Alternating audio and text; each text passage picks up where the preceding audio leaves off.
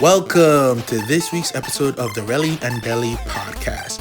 I'm Relly. And I'm Deli. And this week's podcast, we're reviewing the horror film, Him. 2025. So, Him is the latest entry in the horror genre that we've recently received. It is a sports-themed horror film.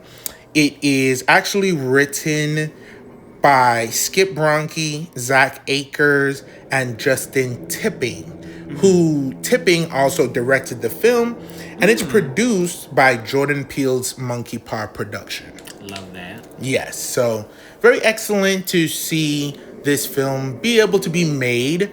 We need more Black-led horror films. Yes. That aren't kind of like blaxploitation, which I feel like never went away as a genre. I don't think it did either. I think it's just more evolved to like a different thing. It went from jive turkey to, what's up, sucker? A lot of horror franchises try to have at least one black entry. Yeah. And there are certain elements that are seen in the film because of particular characters without it being like a black film or really, I think, grasping the culture. Mm-hmm. This film touches on, of course, black culture, specifically related to, I think, sports. Yeah, absolutely. It was a very interesting film. It's starring Marlon Wayans, the GOAT, the icon. Absolutely. In his first official foray into horror. You may have known him from the legendary Wayans family. He's no stranger to horror, of course, with the Scary Movie franchise. But this is not a parody, not really a comedy. It's horrific, especially in certain parts. Yeah. Really in a psychological aspect for a lot of it. And then we get more of the physical aspect as well. For sure. It also stars Tyreek Withers, who really is an up-and-coming stream king. Yeah. This is his second horror film this year. Yes. The first being I Know What You Did Last Summer. Yes. Yes. That came out earlier this year. Very interested in seeing exactly what he does. Yeah. I think he was great in both of those films. I agree. I'm very interested to see what the future brings for him. Yes. And then the film also stars Tim Heidecker and Julia Fox. So the story basically follows and takes place in San Antonio, Texas. Okay. It is about a football athlete, Isaiah, who is this big and shining icon. And we actually see years later with the new and up-and-coming athlete, Cameron, who's played by Tyreek Withers for the majority of the film, and seeing the journey from practice, training, getting into the league, and exactly what that's going to cost him. Right. Exactly. I don't think the movie was overall a successful film. I agree. There are many themes that's going around. The film is a little bit more straightforward. It's not as subtle or tongue-in-cheek. Yeah. There, of course, tackles, just the exploitative nature of professional sports. The violent nature of football. Correct. Which is a big deal. I know that a couple of things in recent years have been trying to shed light on that. And I feel like the gravity of it is being seen more openly, and people kind of hopefully realize just how violent that sports is, even with the helmet and pads and everything. It's just like It's aggressive. trauma on your body. You know? Yeah. It's definitely a lot. Yeah. It tackles other things such as toxic masculinity, violence against women. Before we move any further, let's go ahead and give the official spoiler alert. Spoiler alert. Spoiler alert. Mild trigger warning for definitely, violence against women, drug culture, and the use of drugs. Yes. Drug culture. In the use of pharmaceutical drugs. Correct. Addiction of that nature. Graphic violence. Graphic violence. Yeah, all those things. Yeah. Just hit me. I don't know if this was intentional. Hate to sound like a fool. I would hate it. Hated But it. the religious elements of the film, of course, were very apparent, right? For sure. It's taking place in the South, Texas. Right. Which I didn't really realize they were in Texas. I'm Yeah. sure they mentioned it several times, but I was just so caught up in I thought they were in New Mexico. Which is not too far. Then you get the desert scenes. Yeah. Dry heat. You can see that. Yeah. So you got that. You got the religious elements. The name of the football team is called the Saviors. Correct. So, pretty on the nose. It is. Also, the title of the movie is Him. Kind of like hymnal. Intentional? I don't know. But I do feel like there might be something there, especially with like the strong religious themes that's in there. The themes of like sacrifice, of course. Yeah. And then like that type of like football hierarchy. You've seen it in so many different things. Of like to be like a star football player, to be a star athlete, like what that means. Give it your all. You have to really. Yeah, you essentially. I know in the real world, I feel like they definitely, have to give up like hanging out, give up friendships, give up. You have to really be focused all in on this, really honing your craft. Yeah. I think that's a lot of things, unfortunately, in this world where you really want to be great at it. You have to lock in and you have to sacrifice. Yeah.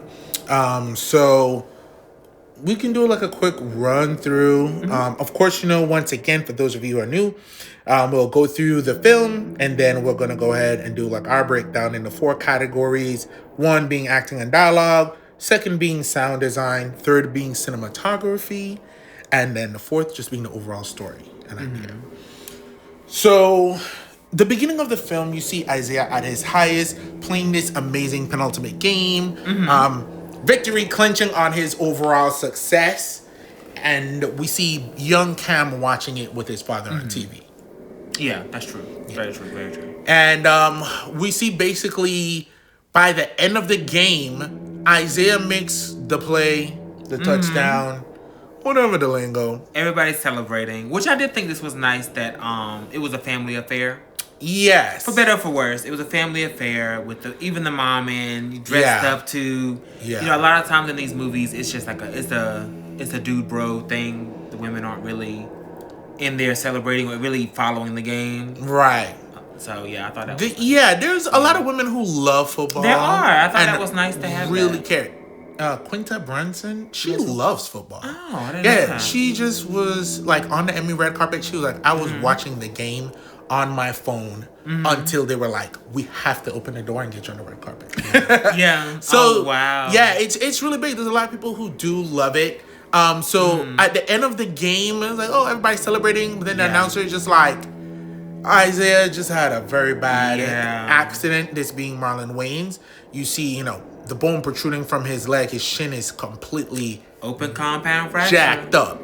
We're done. And immediately, Cameron's father is like, you see that? He gave it all. He sacrificed everything for the win. Yeah.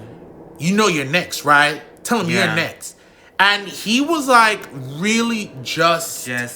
Yeah. Sir, you just saw this man's leg get snapped. It's a crazy juxtaposition like a to be toothpick. like, oh, this is what That's you next, boy. You That's what it's up supposed next. to be. You ready to give it all? You ready to go for it? Yeah. Yeah. Very crazy. Yeah.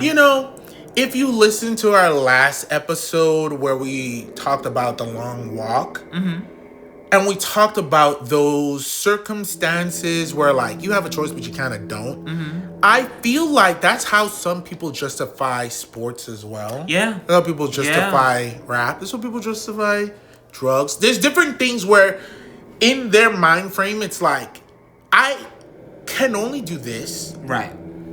This is the one shot. I must do this. Yeah. Whether I get brain damage, destroyed, killed, this is my shot. Yeah. And for the chance of the gleam, the fame, the glory, the money, I'll risk it. And I do wonder, like, do they think they're an exception? In those some cases, do they think they're an exception to what goes on? I think you would have to. I think so. And a lot of them are very young, of course. So, and I think that's just how your brain is wired when you're younger. Yeah. It's just like that immortality thing. Like, this happens, but it's not going to happen to me. Correct. Yeah, I could be addicted to it, but that's not going to happen to me. I can stop whenever I want. Correct. So. Yeah. Correct. So we flash forward a few years, and we see that Isaiah is coming up to the end of his contract. There's rumors swirling, so people don't really know. Yeah. Is he coming back to the game? Is he not? Meanwhile, everybody sees Cameron, and they know of him from the college football games. Exactly. And that circuit. There's like a big meet that's coming up. I'm so sorry if I don't know all of the sports terminology. I don't pretend to know. Was it like a draft? I think it's a draft coming. Yeah, there was a particular word they use, like a showcase, like a something. It is something like a showcase because you kind of have to kind of like show off. Yeah, showcase. Yeah. Do the exercises and everything in front of the people with the big wigs. The combine. That's what they call it. Yeah. Okay. So. I didn't know that either. It's a new term to us. So he has a great relationship with his coach. Who's actually out there and lets him continue like throwing the ball. So now he throws the ball twice. That was nice, actually. I understand what you're saying. The coach being like, "Yeah, you can just lock up, right? Just lock up, yeah." He's just practicing a bit. At this point, his dad has passed away. He's still training. He's getting really close to getting into the league. Right. He's out there on the field. He's throwing the ball. Now, he throws the ball twice. At the first throw, it doesn't go through the goal. It hits the end point. Yeah. He throws the second ball. It hits the other side at the same point. Yeah. Which really led me to believe, like, wow, he's actually doing this on purpose. He's really talented. I played around with it. I was like, yeah, is he doing that on purpose? Is he hitting that on purpose? Yeah, because at that point, at the range that he was, it would be harder to hit the actual side of the post as opposed to just making a goal and not like sending the ball through it. Yeah. So that was very interesting. And then when he's out there, there's like this flash of like kind of like a mascot character. This guy's out there. Yeah, because the mascot for this is like a ram. Is that a ram? Kind of. Yeah. Some kind of horned something. Because it's the Saviors. And I think it's something like a ram. Yeah. It's very religious elements that's going to be there. Yeah. And it's not subtle. Yeah, it's not so. They're called the Saviors. It's very that. You got horned bitches running around and all that type of shit. So yeah, this guy comes up behind him and like swings kind of like this pickaxe hammer. Yeah. Which for like a second you're like, trippy imagery? No, concussion. He actually did hit him. And I thought it was wallop that bitch. Very interesting because what drew him over to that area of the field was that he threw a ball and it was just like spinning. Yes. Spinning on a tip. Which was to me very reminiscent of the shoe standing on its end in Nope. Correct. It's just like one of those uncanny, strange, things. What the hell is this? Yeah, strange. And it was shaking and vibrating the goalpost. So very much so. And he gets knocked out. That bitch hit him so hard he got a permanent side part. Yeah, that's complete with staples. You don't want. Very crazy. So of course he's like, are we gonna do the combine? Whatever. His mom. She was very nuanced. It was very good to see because in the doctor's office, she was like, oh no, he's going to be able to do it. Yeah. Like, we're going to get a second opinion. Nothing is going to stop him. I And think at she first, saw the concern on him. yeah, Where she could see that he didn't want to not do it. yeah. And I was at first like, girl, his head got cracked open. Yeah. You know? And it was a bit of a jump, so we didn't get him like in a hospital bed. This, of course, was like weeks later, I'm assuming. Yeah. Because he's like out of the bed, but he's, you know, still with a splitting head, brain swelling and everything. Yeah. So the doctor warns him. He's like, your brain is swollen. Yeah. Please don't get hit again. Don't get hit again. And you know, I would suggest no physical activity or whatever. And then I love that line because he tells Cam, as a doctor, you should not do anything. Yeah. And Cam goes, as a fan, what would you suggest? And then we cut to him at the damn combine. Mm-hmm. So we have the setup of usual suspects. We got mom, we got his brother, got his girlfriend. I can't stand his brother. Out of control. Loud, boisterous. He made a very comment. Much a hype man. Yeah, he made a comment when they were being interviewed about his success and what's to come. And he made a comment about him being like the star athlete.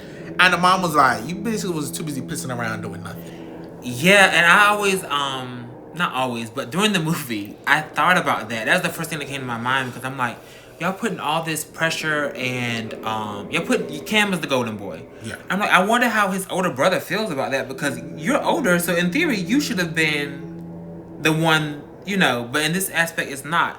And then you have like that little back and forth where she's like, yeah, you were too busy pissing away or doing whatever. But it kind of seems like Cam was, predestined. Like, he is the one. Because even when the dad was giving, like, the pep talk and the shake and all that stuff, like, you're the next one up, you're the next one up. Yeah. You know, it was very much that. It was to Cam. It wasn't, you never saw the dad doing that with the older brother. The older brother was there to celebrate the game and be a part of it. But, yeah, I like that they did at least address it a little bit. Mm-hmm. I think I would have liked to explore that a bit more. But we had other stuff going on, so we have time for that. We really didn't. But they were giving me anxiety as just like out of control. Yeah. You know? I think it does do a good job of creating like a sense of like unease, realism, unease, as well as it's just so much.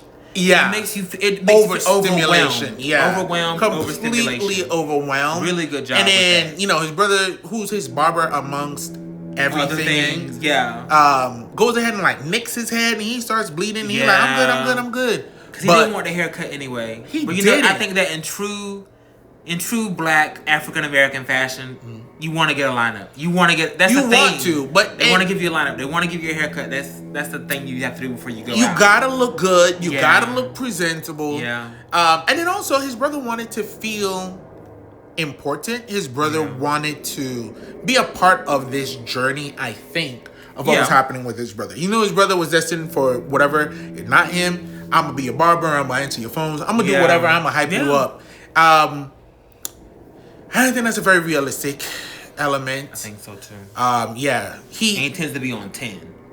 And that's very realistic too. Yeah. You know? So he ultimately does not perform in the combine. Mm-hmm. He goes to like a party with friends. Mm-hmm. And then gets into like a little bit of a spat with his brother, but gets a call from his manager. Mm-hmm. His manager who also manages Isaiah. Right. Marlon Wayne's character. Yeah. And he's like, yeah, Isaiah wants you to come to his compound, come to his like house, and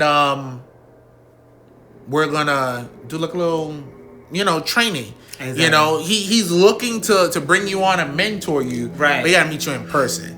Right. So he thinks about it and he was like, what? Of course his family's like, oh yeah, he got good news. He's gonna do it. Like, say it. So he ends up going. Exactly. On the way there, you see that Isaiah has these crazy ravenous fans. Ravenous animals. Mm-hmm. The body paint is so crudely applied to the point where it's like kind of horrific and kind of grotesque, right? Yeah, for sure. And they're beyond just fans. They're stans. Yeah. And they're zealots. I always find it funny when like sports fans are like, Music stands are crazy. Y'all out of control. Y'all love to riot.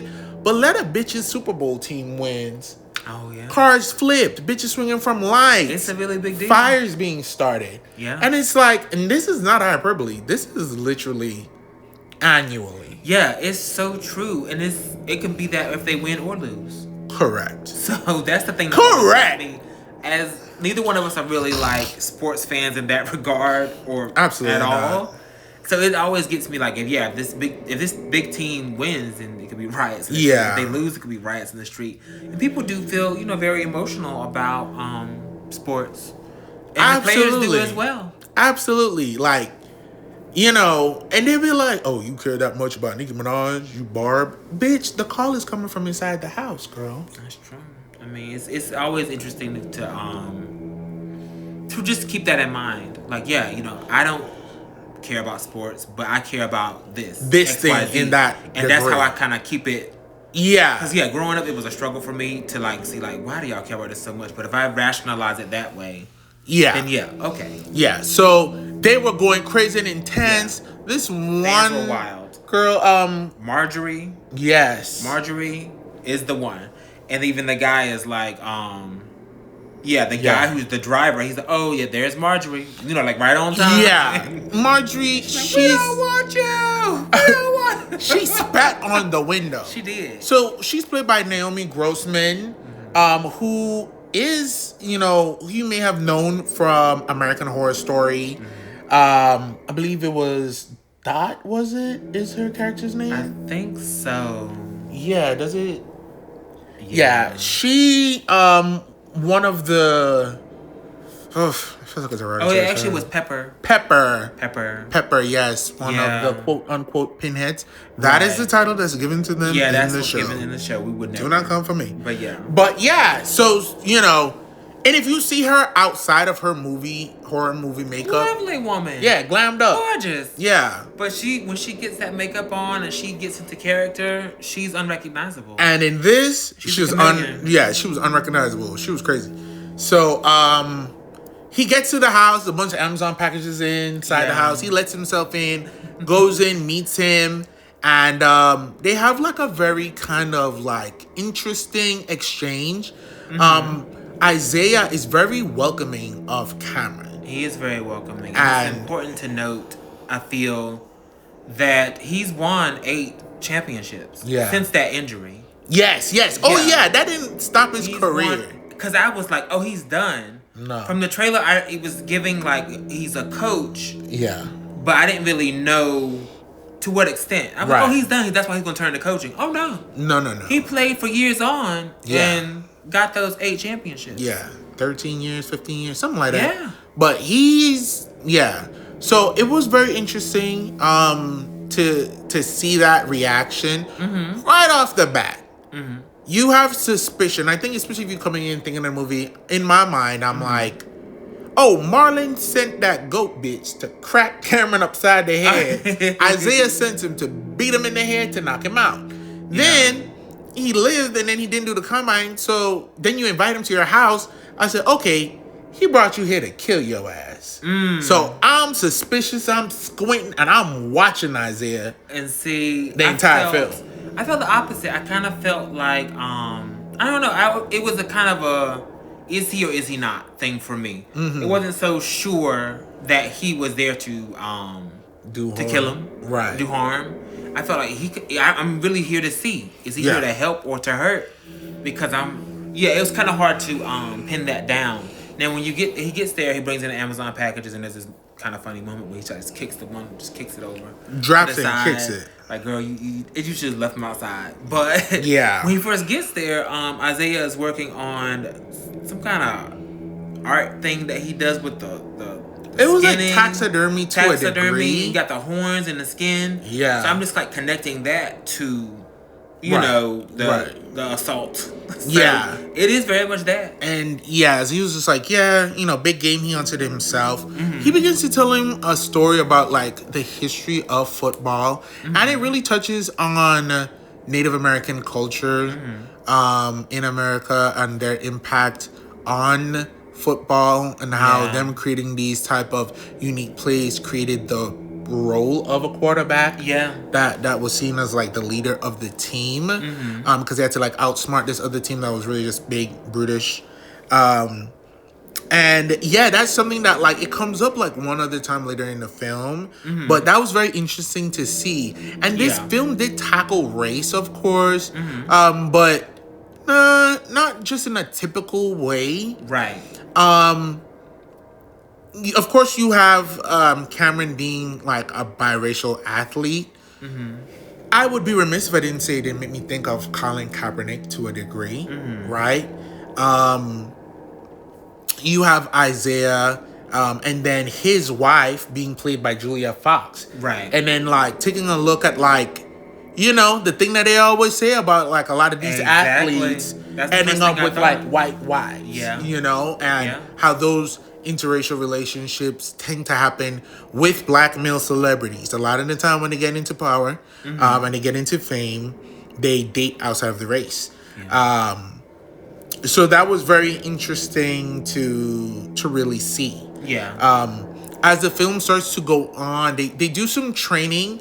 They have like time in like this bathroom that is this big circle. It's like this round room. There's a lot of scenes and elements of like mysticism in there. Yeah, I feel like the whole house itself really feels like a temple, a shrine. 100%. And then you have the you're talking about like the room with the soaker tub. Yeah. And it has a lot of colors and blues and they drop the lights a lot and the house feels like a almost like it can be like all those things wound up in one, like a museum. It's like all these. It feels like artifacts. Yeah. It feels like an old temple, really. 100%. Yeah. And I feel like that room symbols. was kind of like a birth in sense. It's kind of like a womb because whenever he finished training, he would end up in that room isolated in that chamber. Either in that soaker tub. He woke up on it, later filled with ice. He would, the sauna heat room was in like a similar room. Yeah. So and I clocked there was the triangle symbol outside. Yeah, the room it had that for delta. Fire. Yeah.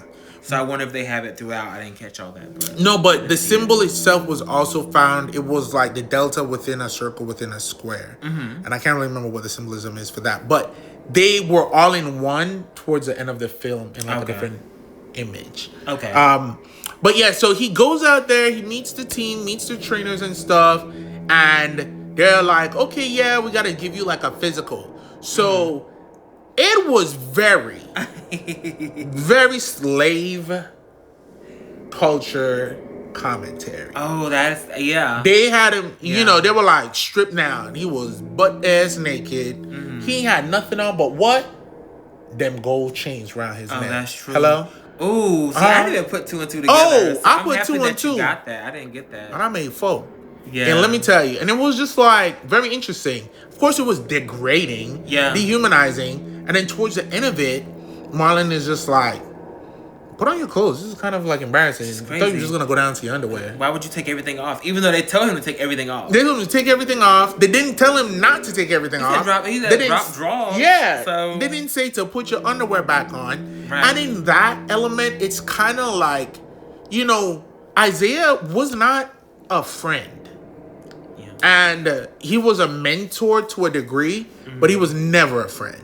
Yeah. And I think, too, that could be commentary on a lot of, like, this recent conversation on Black excellence and stuff like that, which a lot of people think is bullshit. And I understand. And I, in a way, agree because the existence of Black excellence is to make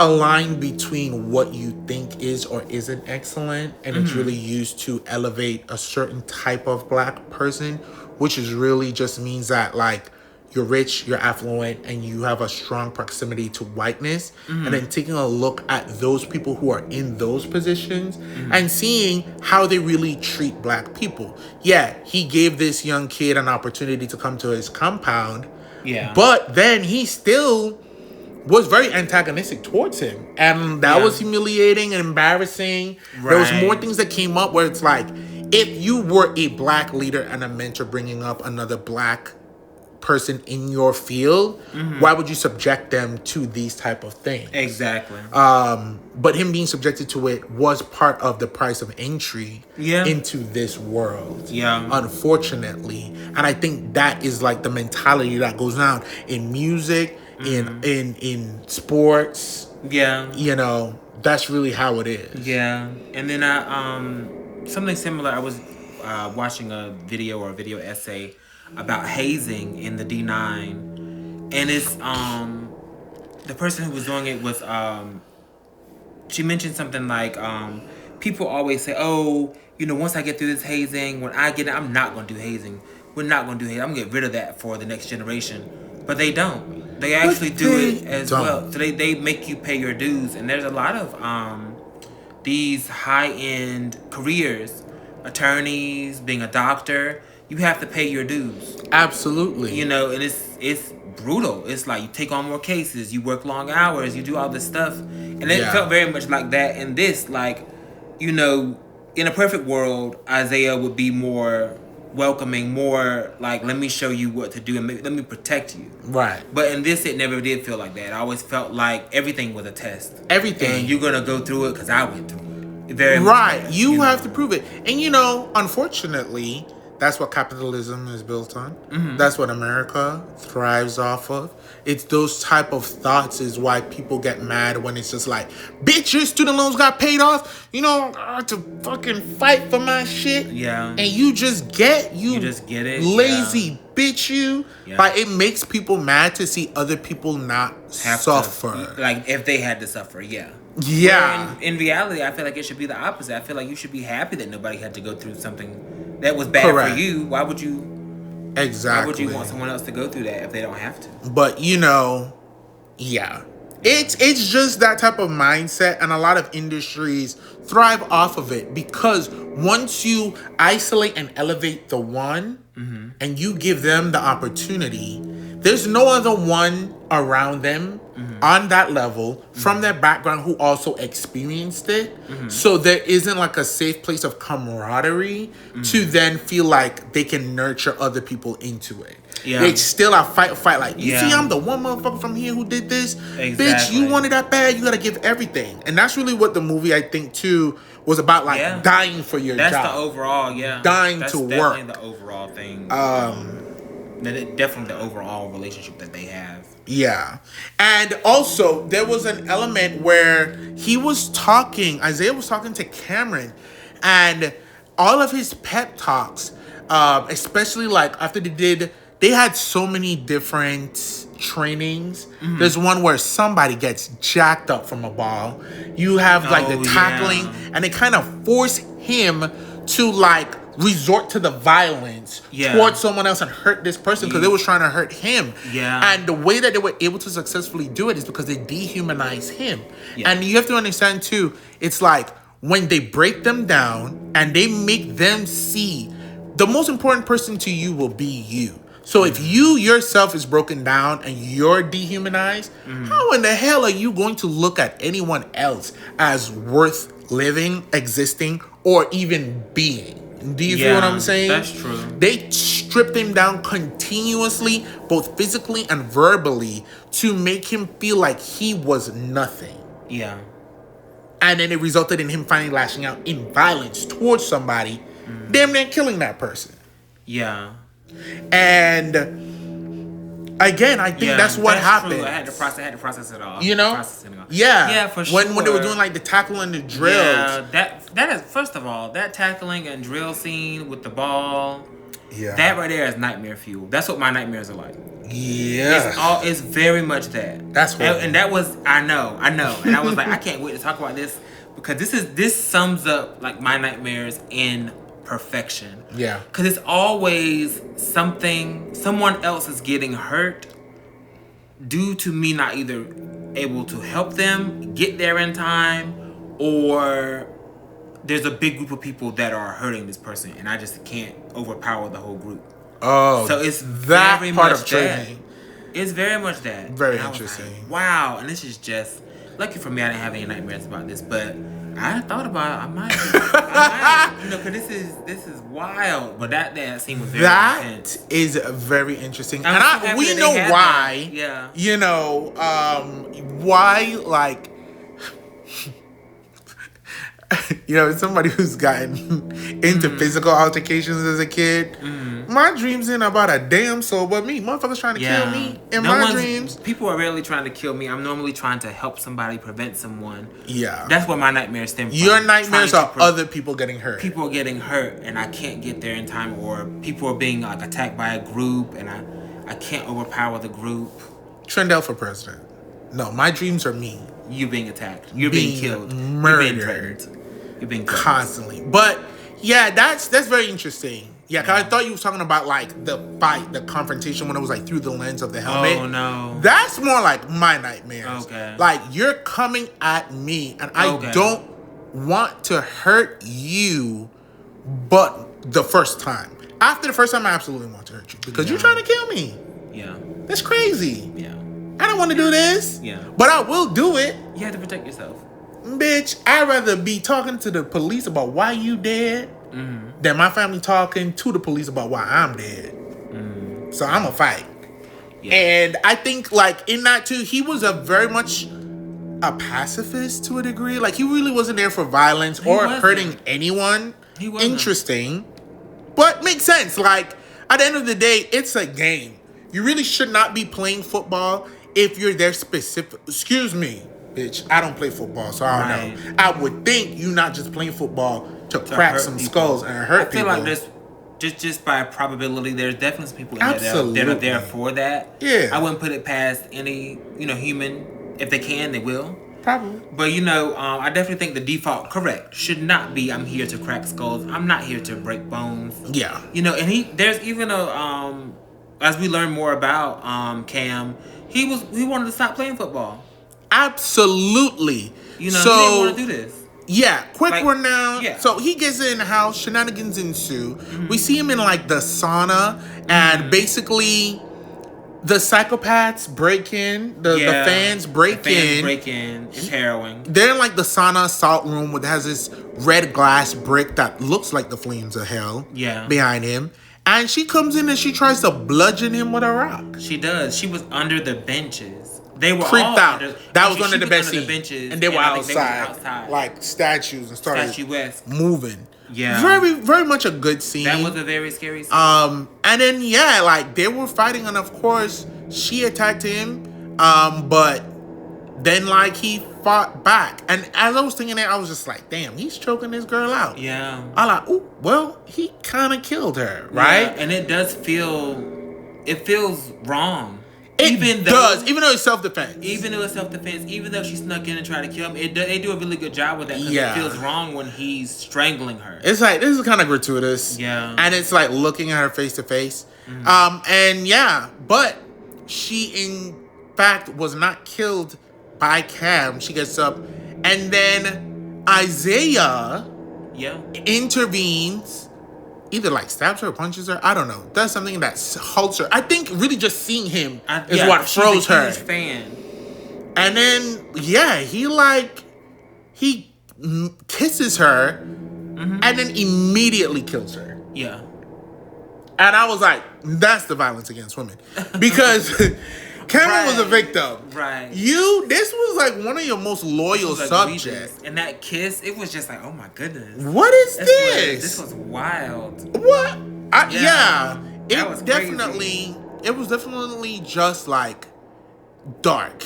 It was very dark. Throughout the entire time, there's this practice that's going on where they're taking the blood of Isaiah and putting it on the side of like, today's a good day, my blood oxygen level is good. So, I save my blood for like low days when I need blood and need a quick transfusion. Yeah.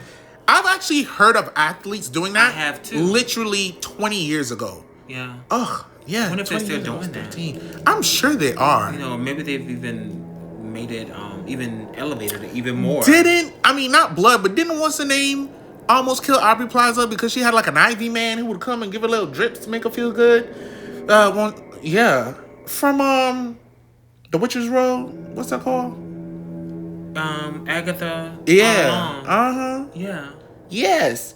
She had like an IV guy who would come to her house and make her feel good and give her like shots and give her little IV drips. And then Aubrey Plaza was feeling bad. She was just like, give her the usual. But she couldn't handle the usual. And Aubrey Plaza got the IV drip and was damn well falling over. They talked about it on TV. Oh, wow. Patti LuPone. I missed that. Oh, yeah. Yeah, I did not see that. There's like 4 interviews about them. They even talked about it on the Hot Ones.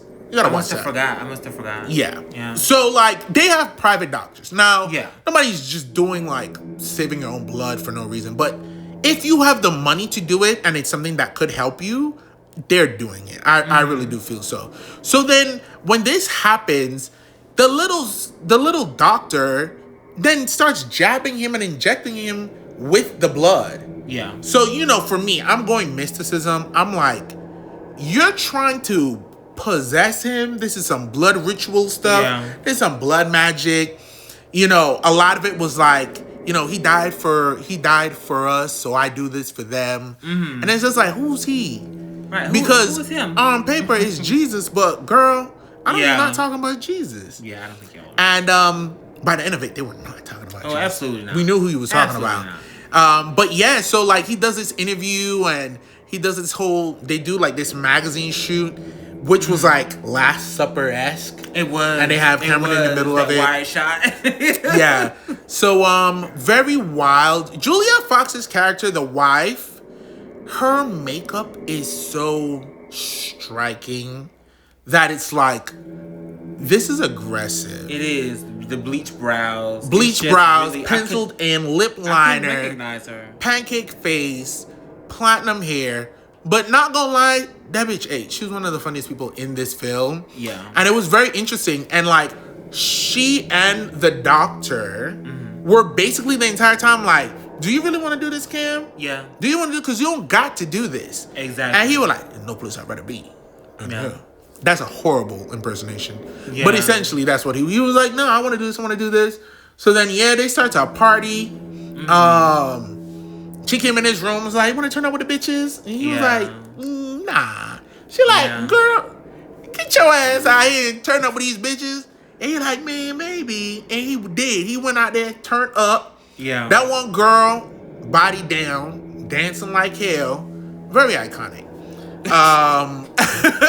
And then the next morning, Isaiah, like, is in there.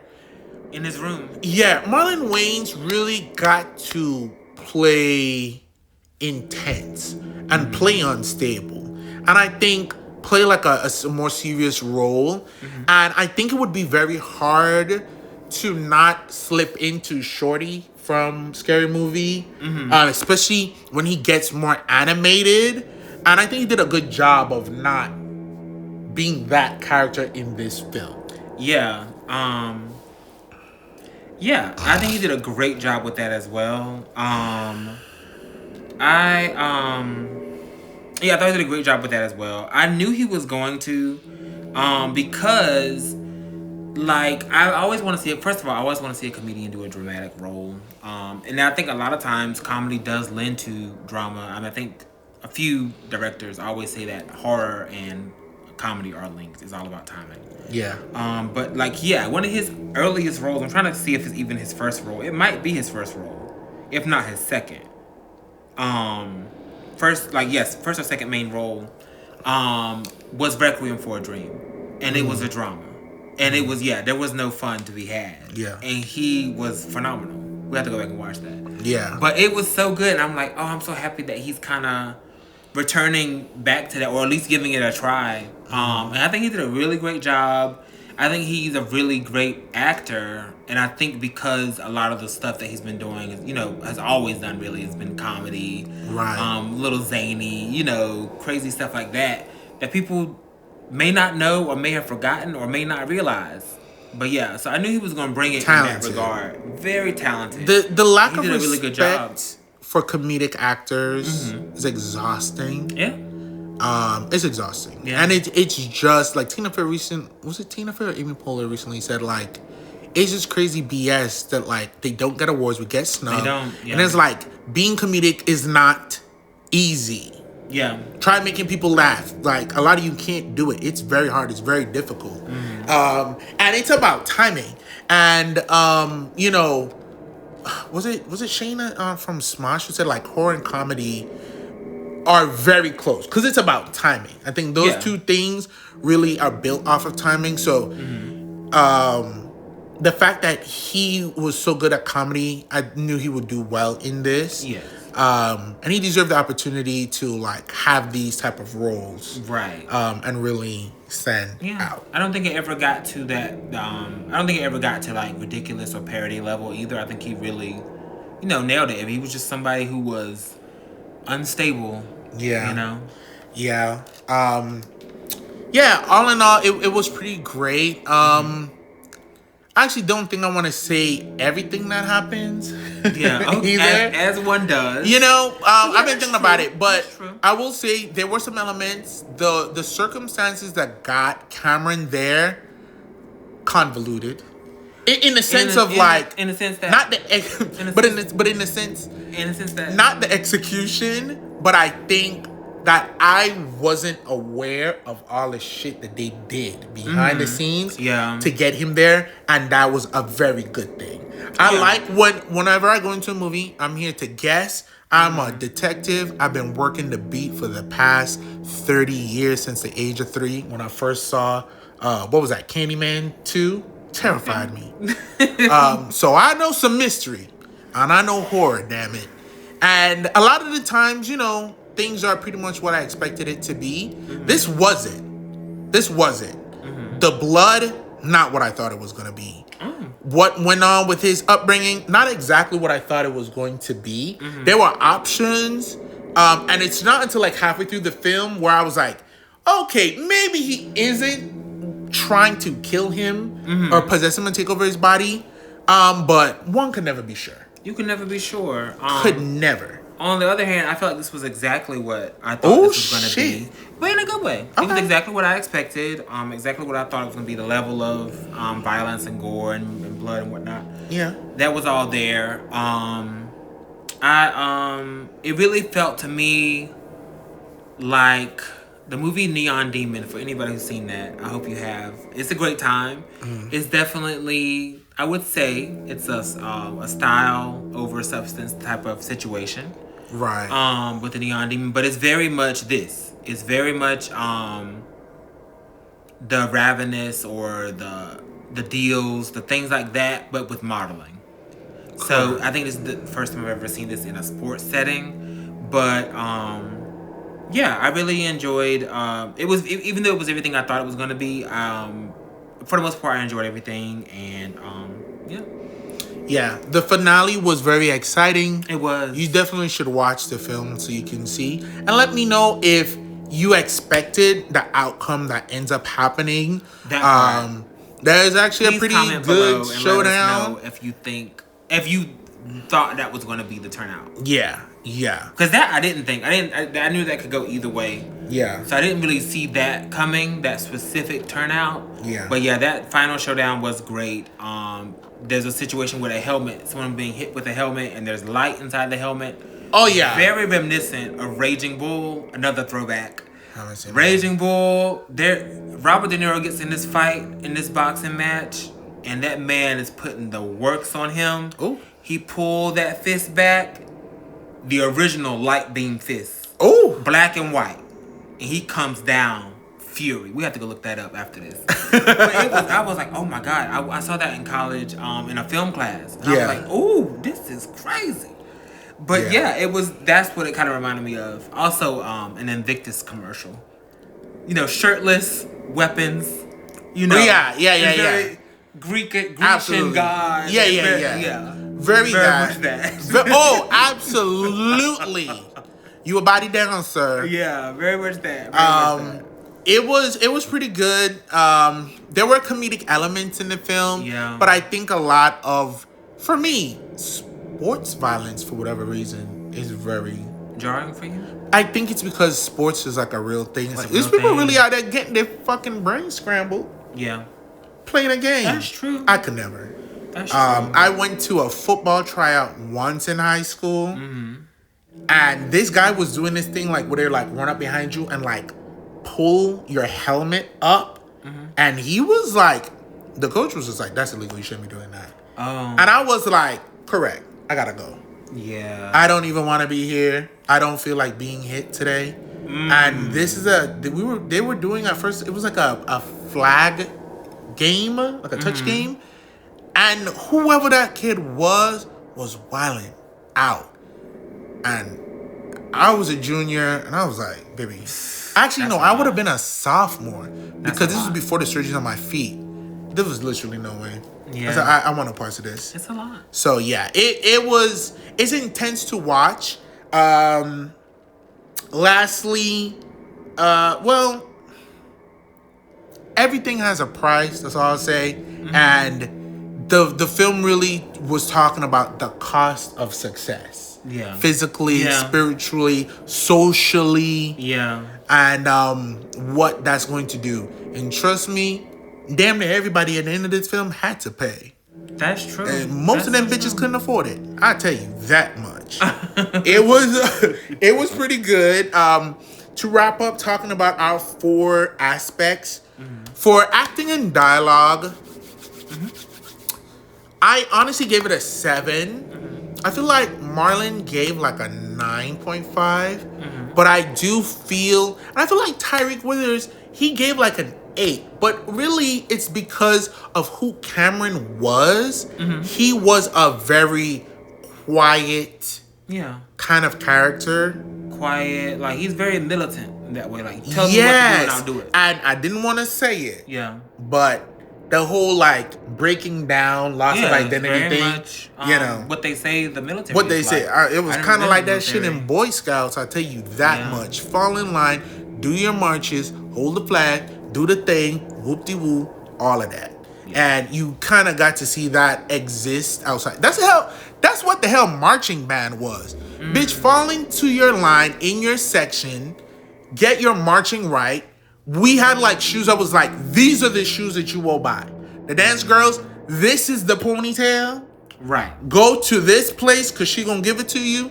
This is the shirt. These are the shoes. These are the pants. Like uniforms for a reason, but it is to kind of remove that individualism and make you think like a team and as a unit. Right. And that's often implemented in other areas, and they were doing it to him. For sure. I actually would up it from a 7 to an 8, truly, because I live for Julie. That, I want to say, was very Kim Kardashian-esque. It was just very funny. And I felt like it was definitely commentary on that, like, rich white wife who's doing whatever, running the town. Right. They had separate lives, and she was really knee-deep in the business more than we thought. Yeah, she was. So she was. I give it an 8 as a whole. Yeah, give them an extra point for like those efforts. As far as acting and dialogue, I thought the dialogue was good. They had a couple of really good lines. I mentioned them before, and the acting was great. I knew that Marlon was going to be great, and I had high hopes for Tyreek. Is that his name? Tyreek? Yeah, Tyreek Withers. Tyreek. Yeah, sorry, Tyreek. Yes, Tyreek. But yeah, I had yeah, I felt like everybody really nailed it. So I gave it an 8 as well for acting and dialogue. Okay, I got with a program. With sound design, I did give it a 9. I feel like ultimately it was pretty good. It was pretty spot on. They had some like throwback hits. Of course, there was gonna be some hip hop in there and stuff like that, and some unique sounds. And then the use of sound with the imagery specifically in moments where it was like, you know, the blood and everything that was going in, whenever like the impacts and stuff like that was happening, I feel like that was very intense. It utilized the imagery that, which I'm going to get into very much after this, with the sound in such an excellent way that I thought it was pretty good. Yeah, I completely agree. The soundtrack as well as the sound design, you feel the hits, you feel the violence that happens. It definitely leans into sound that way. And yeah, the music was really good. And there's a really great, like, big score that they have for this movie. I don't know what that's called. I don't think it's out yet. But But yeah, it's the credits are rolling and it's playing that score and it's just really big, OG horror, and I Yeah. like that. I gave it a 9 as well for sound. Yeah. For visuals, I did give it an 8. More so just because a lot of the things they could have pushed further, and some of the things were just like on the nose as far as like, for instance, we just watched Freaky Tales, and they had a sports team that were the Warriors that seemed innocuous enough until the end. Yeah. Spoiler alert.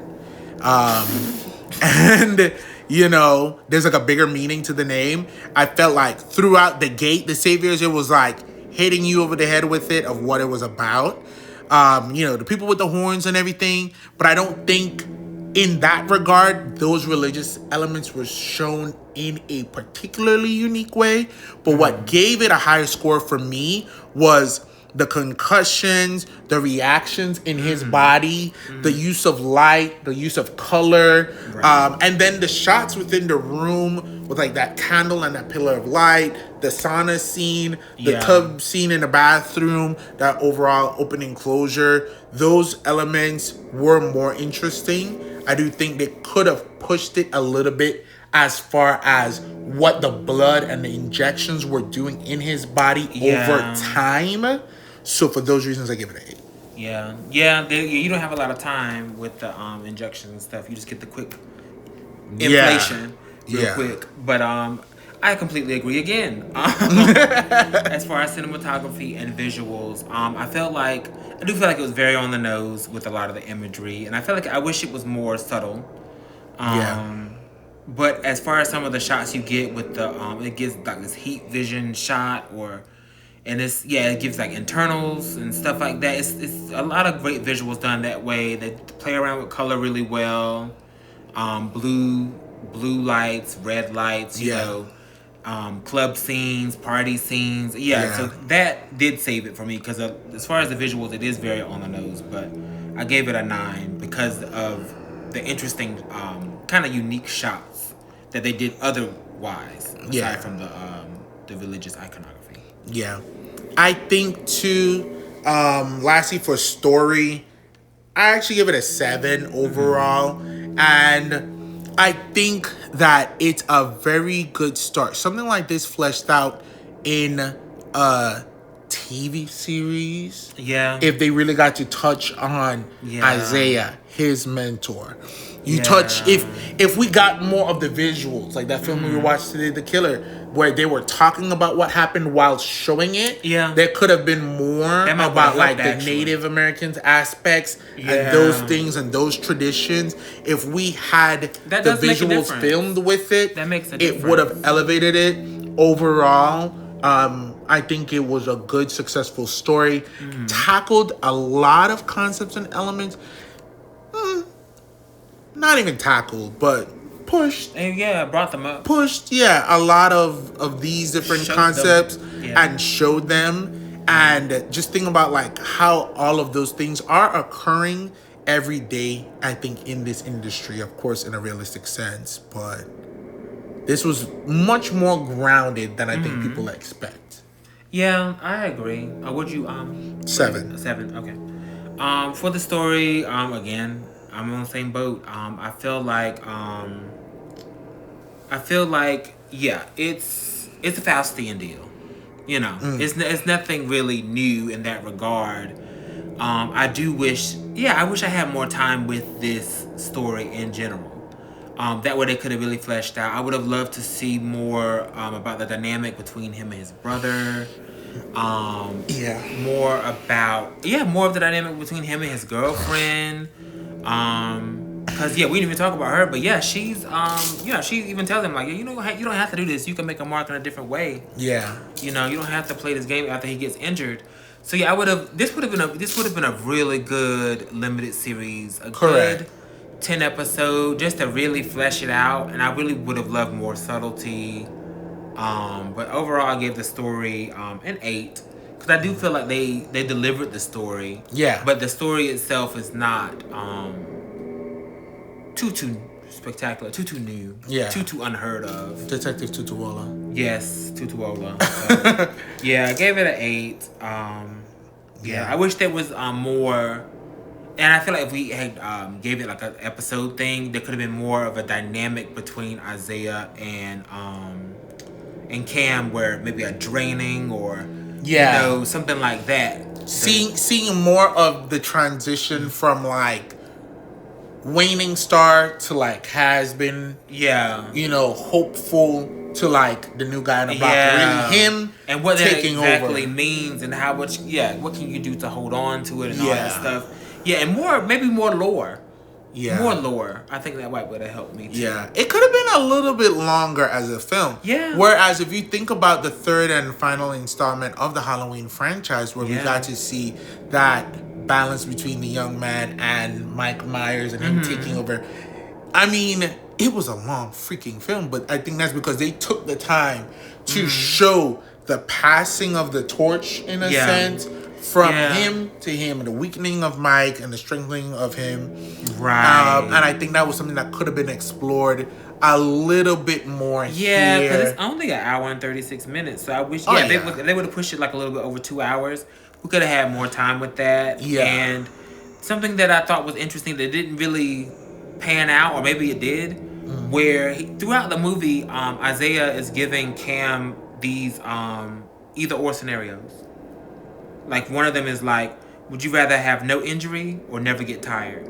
Would you rather never get injured or never get tired? I thought that was really interesting. He kept kind of like sprinkling them throughout. Right. So I'm like, are you setting up, some kind of deal? What are you doing? I mean, he did. I mean, well, yeah, like that's what I was thinking throughout. Yeah. Like, but when you say you wish you could have gone. Yeah, I wish there would have been more emphasis on those things, and maybe like, oh, because I said this is happening. Or because I chose that route, this is happening now. Right. So I wish there was more weight on that. Yeah. I mean, ultimately there was, but it wasn't in that. It wasn't something that was being affected in real time by his choices. Absolutely. But yeah. Yeah. But all in all, I would say that this is a pretty solid movie. Something that you should watch, whether you're black or not. Score? My overall score is an 8. Mine was 8.5. Yeah, an 8.0. Yeah. So I think it's something that you should watch. Go out there and take a look. Don't let just like reviews have become so annoying. Oh, they're scathing. They are scathing. Yeah. And watch the things for yourself. These reviews are as phenomenal and completely thorough that we are. You should watch the film for yourself. I think that is important to really go see for yourself. And that's how we always operate. No matter what the reviews or whatever we hear, we always go see it for ourselves. Because a lot of times we don't agree. Yeah. I hardly agree with people. Yeah. But yeah, I think they did a pretty good job. I agree. And I think that it was a lot in there that people either just don't want to talk about, don't want to acknowledge. And honestly, I think too, as a black person, that you would probably get to a different degree, just like the elements like the slavery and everything, the lineup that they had with him, the stage and the auction type of vibe, in different parts. Yeah. You know what I'm talking about? The deals. It's heavier than people want to make it seem. So definitely take a look. And then, of course, make sure you come back and let us know what you think. Yeah. Thank you so much for joining us here on the Relly and Deli podcast. Please join us next week, and we love ya. Bye. Bye. Love you.